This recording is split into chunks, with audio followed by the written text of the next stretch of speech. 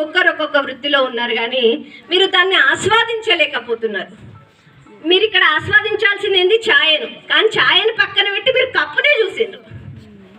కప్పును చూసారు. ఎప్పుడైతే కప్పును చూడడం మానేసి ఛాయను ఆస్వాదిస్తారో మీరు తృప్తిగా ఉంటారు. జీవితంలో కూడా అంతే. ఏ వృత్తిలో ఉన్నామన్నది ముఖ్యం కాదు, చేసే వృత్తిని ఆనందంగా స్వీకరించి దాన్ని పరిపూర్ణంగా చేయాలి.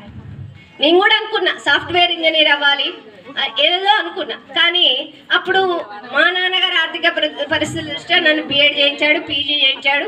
ఆయనకేంది నేను ఈ వృత్తిలోకి వచ్చి ఈ వృత్తిని ఇష్టపడ్డా. ఇప్పుడు అర్థమైంది, ఉపాధ్యాయ వృత్తిని మించినటువంటి వృత్తి లేదు. మాకు ఇంతకంటే పెద్ద ఆస్తి ఏమిటని చెప్పండి. ఒక 10 ఇంతమంది విద్యార్థులు ఇంత గొప్పగా సన్మానం చేశారు. ఏ వృత్తిలో కూడా ఇది సాధ్యం కాదు. ఇవాళ సగర్వంగా నేను ఒక ఉపాధ్యాయురాలని చెప్పుకోవడానికి చాలా సగర్వంగా ఫీల్ అవుతున్నాను. అదేవిధంగా ఇంకొకటి, అమ్మాయిలు కూడా మాట్లాడడానికి పర్సనల్గా చెప్పారు, మేమేం సాధించినాం మేడం, ఏం సాధించినాం కాదు. ఇవాళ మీరు వచ్చి ఇక్కడ ఇంత హ్యాపీగా కూర్చున్నారంటే మీకు బ్యాక్ సపోర్ట్ మీ హస్బెండ్స్ ఉన్నారు.